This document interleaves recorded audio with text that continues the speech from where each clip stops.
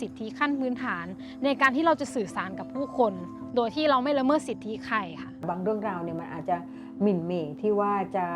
ไปละเมิดสิทธิของคนอื่นหรือเปล่านะคะทุกคนมีหน้าที่มีบทบาทมีความสามารถที่แตกต่างกันแล้วก็เคารพแล้วก็ให้เกียรติ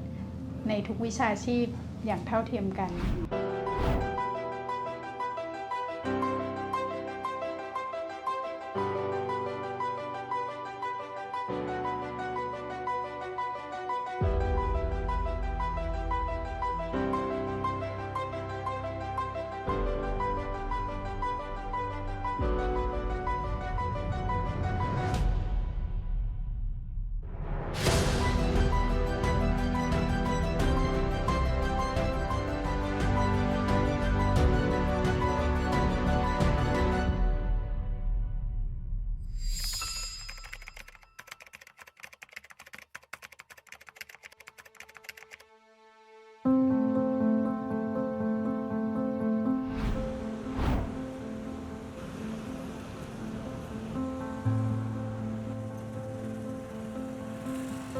กฎหมายสูงสุดในการปกครองประเทศที่เราเรียกกันว่า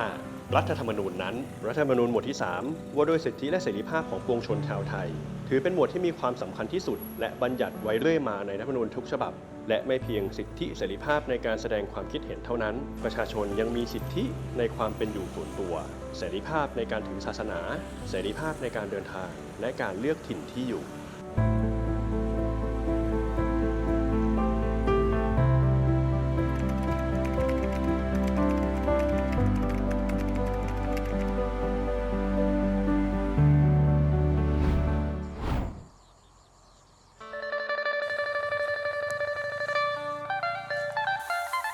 สวัสดีค่ะชื่อนางสาวกฤษกรบุญล้ำๆนะคะชื่อเล่นชื่อแก้วค่ะปัจจุบันก็เป็นเจ้าของเพจแก้วใส Daily Life Story นะคะเป็นคนที่สื่อสารเรื่องวัฒนธรรมอีสานผ่านการเล่าเรื่อง3 ภาษาค่ะ Welcome to cooking time. I think this is really special clip because not just that อีสานฟู้ดนี่ full of the herb เนาะเพราะว่าเบิร์ดปลานี่มีแต่สมุนไพรสมพ่อคนลาวคนอีสานนี่กินมีหยังก็กินได้เบิร์ดไม่ว่าจะเป็นในเรื่องของวัฒนธรรมเกี่ยวกับชีวิตคนอีสานที่เกี่ยวกับพุทธศาสนาหรือว่าวิถีชีวิตเกี่ยวกับการทำมาหากินของชาวอีสานเนี่ยนอกจากการทำนาเนี่ยมันมีกิจกรรมอะไรอื่นๆบ้างไหมอะไรอย่างเงี้ยค่ะเราเติบโตมากับการอยู่กับสังคมผู้สูงอายุแล้วก็เด็กเราอยู่ในหมู่บ้านที่คนหนุ่มคนสาววัยกลางคนเนี่ยจะโยกย้ายตัวเองไปทำงานไปขายแรงงานอยู่ในเมืองใหญ่ค่อนข้างจะเยอะคือถ้าดูเผินๆในคอนเทนต์ของเพจแก้วใส Daily Life Story เนี่ยจะเหมือนคลิปตลกที่พูดเรื่องภาษาอังกฤษแล้วก็พูดเรื่องชีวิตประจำวันของไทยบ้านอีสานแต่ว่าจริงๆแล้วเราอยากจะสอดแทรกเกี่ยวกับเรื่องวิถีชีวิตที่มันเกี่ยวเนื่องไปว่าบ้านนอกเราเนี่ยมันยังขาดเรื่องอะไรบ้างยังมีทางลูกรังอยู่นะไฟฟ้ายังไม่ค่อยสว่างสาธารณูปโภคยังเข้าไม่ถึงโรงเรียนเล็กๆตามหมู่บ้านยังถูกยุบเพื่อไปรวมกับโรงเรียนในอำเภออะไรเงี้ยมันแสดงเห็นว่าเฮ้ยเรามีปัญหาเรื่องสาธารณูปโภคเรื่องการศึกษาอะไรอย่างเงี้ยค่ะซึ่งมันเป็นปัญหาสังคมเราขาดอะไรเป็นสิทธิขั้นพื้นฐานในการที่เราจะสื่อสารกับผู้คนโดยที่เราไม่ละเมิดสิทธิใครค่ะwaiting to harvest ระหว่างนี้เฮากับซิมีการหาอยู่หาอย่างนะคะ find the fruits from the forest นะคะถ้าเป็นคอนเทนต์ในบ้านเราเนาะเป็นหมู่บ้านอะไรเงี้ยคือก็ส่วนมากก็จะเป็นคนรู้จักกันอยู่แล้วและเวลาก่อนเราจะถ่ายคลิปเราก็จะไปพูดมันว่าหนูจะมีการถ่ายคลิปนะคะอาจจะแบบว่าติดหน้ายายบ้างเด้ออะไรอย่างเงี้ยเราก็จะมีการบอกเนาะอะไรอย่างเงี้ยค่ะซึ่งคนในหมู่บ้านเขาก็จะไม่อะไรมากเพราะเขารู้สึกว่าก็แบบลูกหลานถ่ายคลิปจนแก่กำลังจะตาย ยังนี่ทุกครั้งตอนมาคุณเป็นแบบนี้เหรอก็เป็นอย่างนี้แหละแล้วมันคุ้มไหมเวลาเขาไปขายน่ะมันก็ไม่คุ้มแหละเวลาเอาไปขายคนซื้อก็ขอราคาดีเพจแก้วใสเนี่ยเราคิดว่าเราอยากทำงานขับเคลื่อนทางความคิดที่ช่วยให้คนชายขอบเนี่ยได้พูดเรื่องราวของตัวเองแล้วก็ชุมชนของตัวเองช่วยในการสร้างความเข้าใจเรื่องความหลากหลายทางวัฒนธรรมชุมชนแล้วก็สังคมเพราะเรานำเสนอประเด็นแบบนี้นะคะเราก็ได้มีโอกาสในการร่วมเวทีทางวิชาการเกี่ยวกับคนอีสานแล้วก็การกระจายอำนาจการปลดล็อกท้องถิ่นนะคะสำหรับหน้าที่ของแก้วในตอนนี้นะคะแก้วก็เรียนอยู่ชั้นปีที่4คณะครุศาสตร์ สาขาวิชาภาษาไทยมหาวิทยาลัยราชภัฏ101หรือว่าพูดง่ายๆเนี่ยก็จะเรียนไปเป็นครูภาษาไทยในอนาคตนะคะเราอยากจะไปหาความเจริญเลยอยากจะไปอยู่ในกรุงเทพเราเคยมีความรู้สึกแบบนั้นนะแต่ว่าพอขึ้นมหาลัยขึ้นมาทีนี้พอได้มีโอกาสไปลงพื้นที่ทำกิจกรรมหนูก็รู้สึกว่าเฮ้ยบ้านเรามันมีปัญหาเราไปเห็นปัญหาที่อยู่ในบ้านเราแล้วหนูคิดว่าถ้าคนรุ่นใหม่ที่อยู่บ้านเราอย่างฉันเนี่ยไม่มองที่ปัญหาตัวเองแล้วใครมันจะกลับมาพัฒนาเราคิดแต่ว่าที่นี่มันไม่พัฒนาเราหนีไปที่อื่นแล้วจริงๆเราทำไมถึงไม่ทำที่นี่อ่ะให้มันเกิดการพัฒนาขึ้นมาแล้วเรากลับมาอยู่ที่บ้านตัวเองอะไรเงี้ยไม่ว่าหนูอยู่ไหนหนูก็จะรู้สึกเหมือนว่าหนูอยากจะกลับไปที่บ้านอ่ะหนูอยากจะอยู่กับครอบครัวกับพ่อกับแม่แล้วอยากจะอยู่ในชุมชนของเราเหมือนเดิมแต่เป็นชุมชนที่มันมีความพร้อมมันมีการพัฒนามันไม่มีปัญหาเรื่องการศึกษาอีกต่อไปแล้วเด็กทุกคนมีสิทธิในการเรียนทุกคนสามารถรับสวัสดิการรัฐที่เท่าเทียมกันได้เหมือนเราก็อยากเห็นอะไรแบบนั้นค่ะซึ่งมันทำให้เรารู้สึกว่าเราอยากจะเล่าเรื่องในท้องถิ่นนะแมสมีเดียอาจจะไม่ได้ส่องแสงหรือสปอตไลท์มามากนักอะไรอย่างเงี้ยค่ะเราเชื่อในการเล่าถึงประเด็นท้องถิ่นเพื่อการเปลี่ยนแปลงอะไรอย่างเงี้ยค่ะ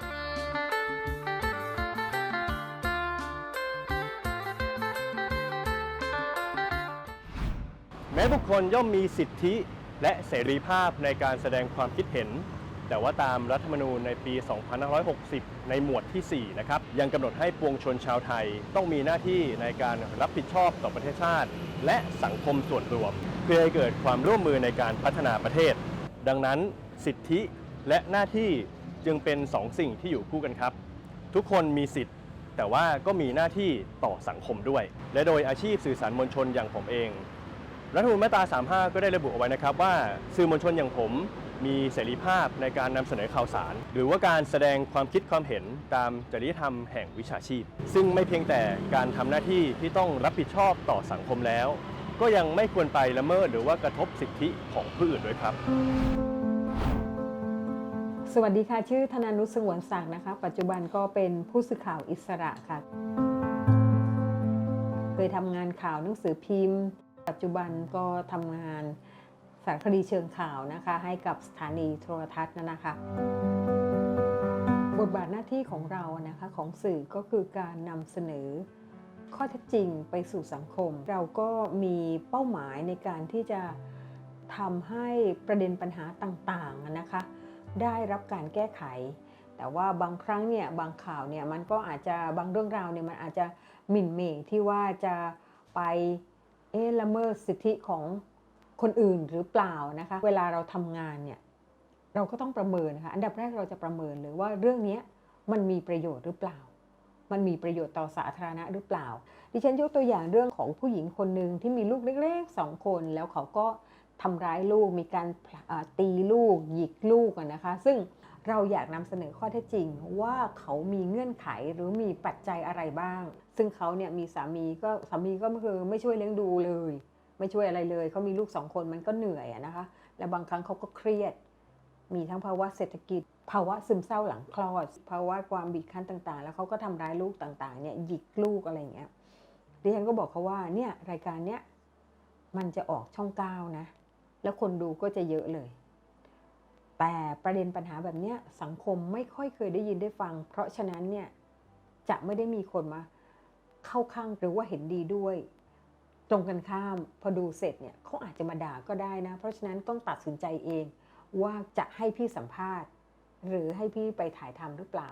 เขาบอกว่าพร้อมค่ะอยากเล่าอยากระบายเพราะที่ผ่านมาเนี่ยไม่สามารถจะพูดกับใครได้คือคนไม่เข้าใจเขาอะมันเกี่ยวกับมายาคติของสังคมว่าที่กำหนดบทบาทของผู้หญิงไว้ว่า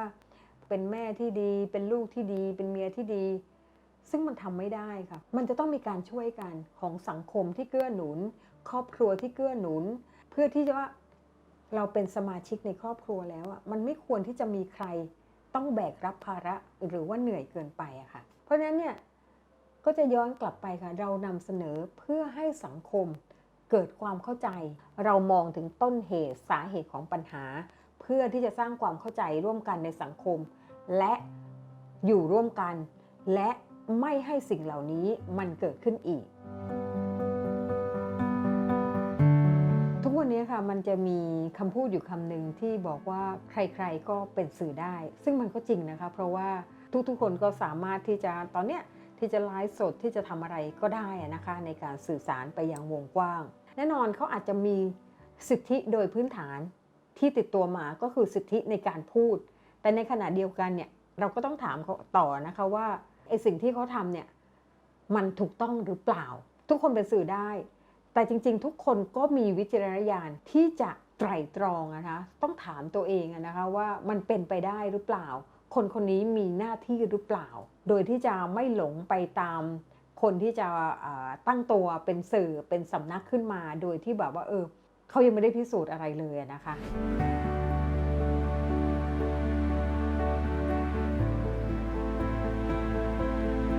แต่สุดท้ายแล้วสังคมยังคงต้องการสื่อมวลชนวิชาชีพนะคะเพราะ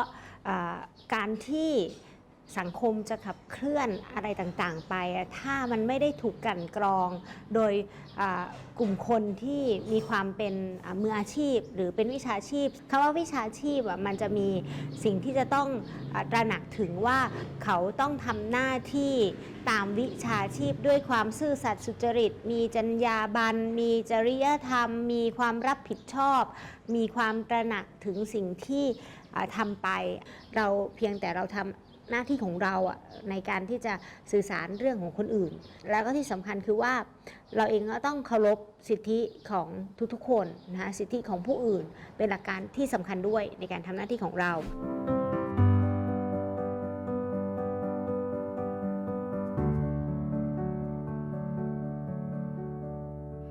อีกหนึ่งสาขาอาชีพที่ไม่เพียงคำนึงถึงหน้าที่ความรับผิดชอบและจรรยาบรรณของวิชาชีพตนเองอย่างเข้มงวดหากแต่ในการปฏิบัติหน้าที่ของบุคลากรทางการแพทย์ก็ยังคงคำนึงถึงสิทธิของผู้ป่วยเป็นอันดับแรก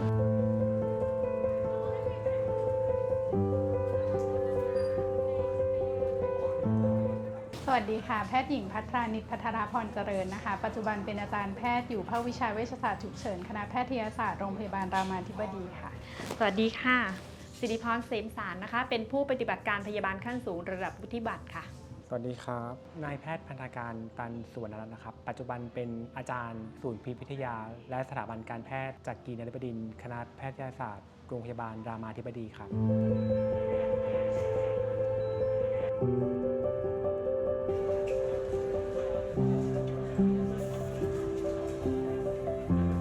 บทบาทหน้าที่หลักของแพทย์ที่ดูแลในปัจจุบันนะคะถ้าเกิดผู้ป่วยเข้ามาจริงๆแล้วตอนนี้เราไม่อยากจะแยกบทบาทเป็นว่าแพทย์ทำอะไรพยาบาลทำอะไรเพราะจริงๆเราคือทีมดูแลสุขภาพที่อยากจะให้ผู้ป่วยและญาติหรือผู้ที่เข้ามารับบริการเนี่ยได้รับการดูแลที่ครบ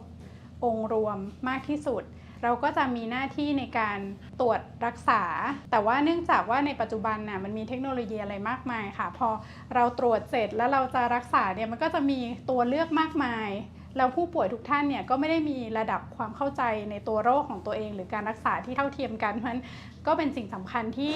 เราคิดว่าทางทีมสุขภาพเนี่ยจะมีบทบาทหน้าที่สำคัญในการสื่อสารข้อมูลทั้งหมดหรือตัวเรื่องทั้งหมดทั้งข้อดีและข้อเสียให้กับผู้ป่วยและก็ครอบครัวได้รับข้อมูลเหล่านี้ไปเพื่อให้เขาสามารถนำข้อมูลนี้ไปตัดสินใจได้การรักษาที่ดีที่สุดสำหรับเขาค่ะบทบาทของทีมดูแลสุขภาพที่จะดูแลผู้ป่วยที่สำคัญที่สุดนะคะข้อแรกเลยก็ต้องคำนึงถึงสิทธิการได้รับข้อมูลทั้งหมดของผู้ป่วยและญาติเพื่อให้เขาเนี่ยสามารถเอามาตัดสินใจการรักษาที่ดีที่สุดให้ตัวเองได้ค่ะ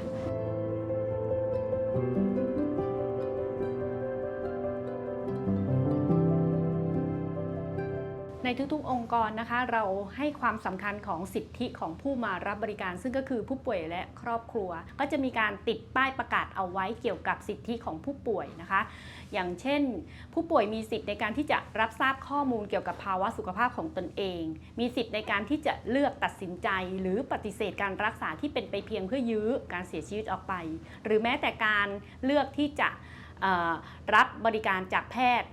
คนใดคนหนึ่งก็ยังได้การรักษาของทีมดูแลสุขภาพที่อยู่บนพื้นฐานของจริยธรรมทางการแพทย์เนี่ยก็จะต้องให้ข้อมูลที่ดีที่สุดกับผู้ป่วยและบอกถึงข้อเสียที่มีโอกาสจะเกิดขึ้นได้ที่เราชอบพูดกันติดปากว่าdo no harmก็คือเราจะพยายามไม่ทำ อะไรที่มีโอกาสจะมีความเสี่ยงต่อภาวะสุขภาพของผู้ป่วยและครอบครัวค่ะอันสุดท้ายคือความยุติธรรมหรือความเท่าเทียมกันของผู้ป่วยทุกคนนะคะ สิทธิของผู้ป่วยนะครับผมยึดหลักความเท่าเทียมกัน equality เป็นหลักสำคัญนะก็คือไม่เลือกปฏิบัติคิดว่าทุกคนมีสิทธิ์มีเสียงมีทุกๆอย่างใกล้เคียงกันนะครับผมแนวทางการรักษาอันดับที่ 2 ที่ผมยึดไว้ก็คือความฉุกเฉินความเร่งด่วนในฐานะที่เป็นหมอทางด้านวิทยาศาสตร์ฉุกเฉินร่วมด้วยนะครับผมก็คงจะต้องดูเรื่องความฉุกเฉินด้วยถ้าเคสไหนที่มีความเร่งด่วนฉุกเฉินต้องรีบรักษาให้ทันท่วงทีถ้าไม่รักษาให้ทันเวลาอาจจะเสียชีวิตได้ก็คงต้องเลือกรักษาเคสนี้ก่อนเพื่อช่วยเหลือ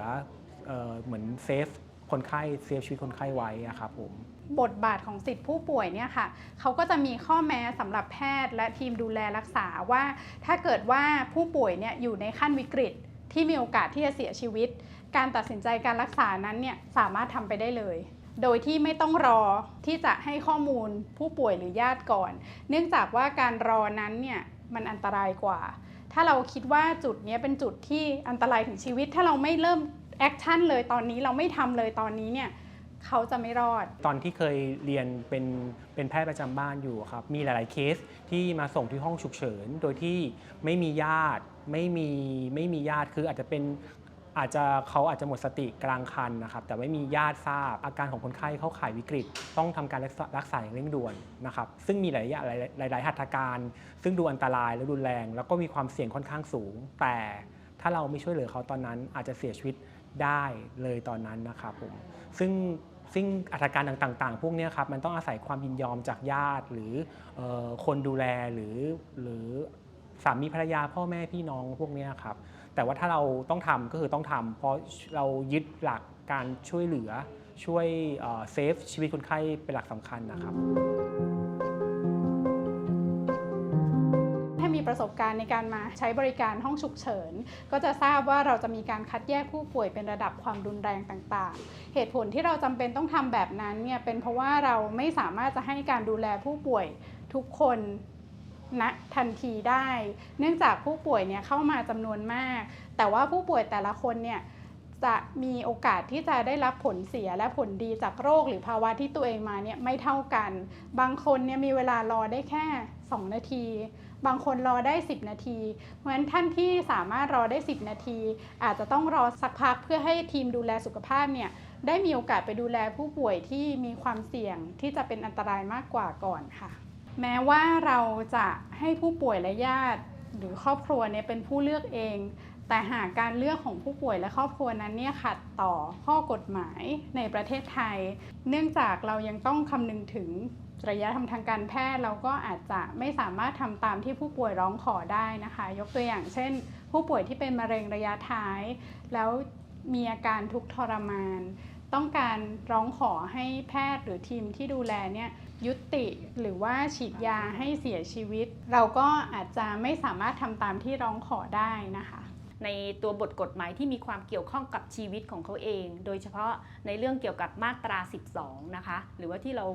คุ้นชินกันกับที่เขาเรียกกันว่า living will ค่ะใช่ค่ะทีนี้มาตรา 12 เนี่ยในเนื้อหาของกฎหมายจึงนี้เป็นพระราชบัญญัติสุขภาพที่ระบุเอาไว้เลยว่าบุคคลนั้นสามารถที่จะปฏิเสธการรักษาที่เป็นไปเพียงเพื่อยื้อหรือยืดการตายในวาระสุดท้ายออกไปค่ะเพราะฉะนั้นในผู้ป่วยที่มีโอกาสที่จะไปถึงระยะสุดท้ายเราก็จะส่งเสริมทางทีมสุขภาพทั้งหมดค่ะจะส่งเสริมให้ผู้ป่วยและครอบครัวเนี่ยได้ทราบถึงแนวทางการรักษาทุกแนวและร่วมวางแผนไปด้วยกันเพราะฉะนั้นพอไปถึงระยะสุดท้ายเนี่ยเขาก็จะได้รับการรักษาในแบบที่เขาเลือกไว้ในช่วงเวลาที่เขามีการตัดสินใจที่ดีที่สุดมีสติสัมปชัญญะที่สุดนะคะอันนี้คือการป้องกันไม่ให้ไปถึงจุดที่เราจะต้องทำผิดต่อจริยธรรมทางการแพทย์นะคะ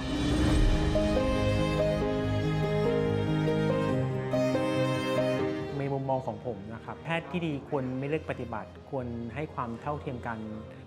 ในตัวคนไข้ในทุกเคสนะครับผมแล้วก็เคารพในการตัดสินใจของคนไข้นะครับ ก็คือถ้าคนไข้ต้องการสิ่งไหนถ้ามันไม่นอกเหนือกฎหมายนอกเหนือจริยธรรมของประเทศไทยที่กำหนดไว้ก็เคารพการตัดสินใจของคนไข้นะครับและหลักสำคัญมากเลยก็คือการ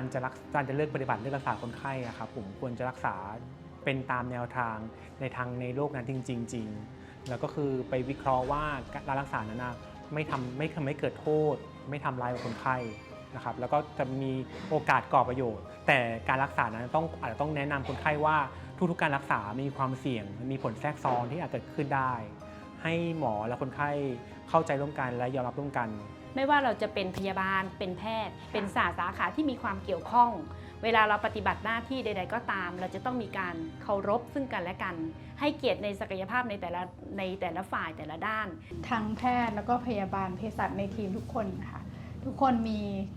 หน้าที่มีบทบาทมีความสามารถที่แตกต่างกันแล้วก็เคารพแล้วก็ให้เกียรติ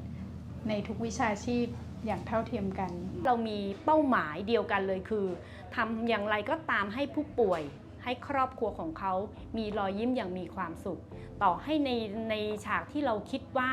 ในวันนั้นเราช่วยเหลือผู้ป่วยให้ผ่านพ้นจากวิกฤตของภาวะความเจ็บป่วยให้ดีขึ้นไม่ได้แต่เราจะจัดฉากหรือร่วมวาดฉากสุดท้ายของเขาให้งดงามขึ้นมาได้เคารพในความเป็นมนุษย์ของเขาให้อย่างสมศักดิ์ศรีอย่างที่สุดนะคะแล้วก็งดงามอย่างที่สุดด้วย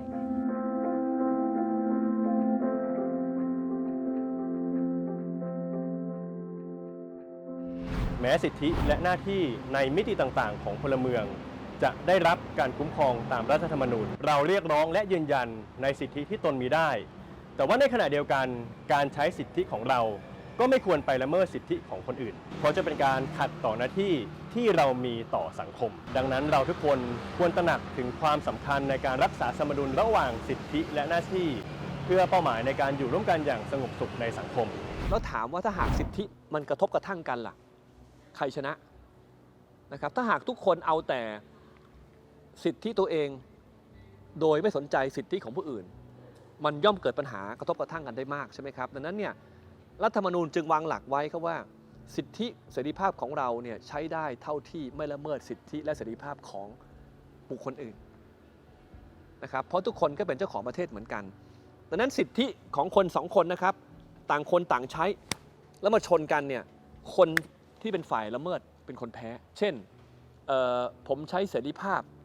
ในการชุมนุมนะครับแล้วไปปิดถนนจนมีคนเขาที่ใช้เสรีภาพในการเดินทางได้รับความเสียหายขึ้นมานะครับถ้าหากมีการฟ้องร้องกันเนี่ยถามว่าใครชนะก็เป็นสิทธิทั้งคู่ใช่ไหมสิทธิเสรีภาพในการเดินทางกับเสรีภาพในการชุมนุมกรณีแบบนี้ก็จะดูว่าใครเป็นฝ่ายละเมิดคนละเมิดจะเป็นคนแพ้เสมอเพื่อให้เกิดความผาสุกนะครับและสันติภาพในการอยู่ร่วมกันง่ายๆคือสิทธิในความเป็นเจ้าของประเทศเนี่ยนะครับหนึ่งเรามีเท่าที่ไม่มีกฎหมายห้ามนะครับหรือกฎหมายไม่ห้ามแปลว่าทำได้และสองนะครับเป็นหลักทั่วไปคือต้องไม่ละเมิดสิทธิของเจ้าของประเทศคนอื่นสิทธิและหน้าที่เป็นของที่เรามีติดตัวมาตั้งแต่กำเนิดแต่มันน่าสงสัยเหลือเกินว่าเมื่อไหร่เราต้องใช้หน้าที่เมื่อไหร่เราต้องใช้สิทธิ์เช่นถ้าเราเป็นพ่อแม่ที่มีหน้าที่ดูแลลูกเราเคยเผลอทำอะไรละเมิดสิทธิของลูกหรือไม่แล้วถ้าเราเป็นลูกที่สนใจเพียงแต่สิทธิของตัวเองอย่างเดียวแต่เผลอละเลยหน้าที่แบบนี้ถือเป็นการละเมิดด้วยหรือเปล่าไม่ว่าเราจะเป็นใครประกอบอาชีพอะไรเราจะรู้ได้ยังไงว่าเมื่อไหร่เราต้องใช้สิทธิ์เมื่อไหร่เราต้องทำหน้าที่แน่นอนว่าเราทุกคนมีโอกาสทำเกินหน้าที่และละเมิดสิทธิคนอื่นได้ตลอดเวลาแต่เดี๋ยวก่อนถ้าเราใช้สิทธิและหน้าที่บนพื้นฐานของความเคารพต่อผู้อื่นปัญหาต่างๆก็จะค่อยๆคลี่คลายไปได้ในทันทีโอ้แบบนี้มันยอดมากเลยใช่ไหมอ่ะ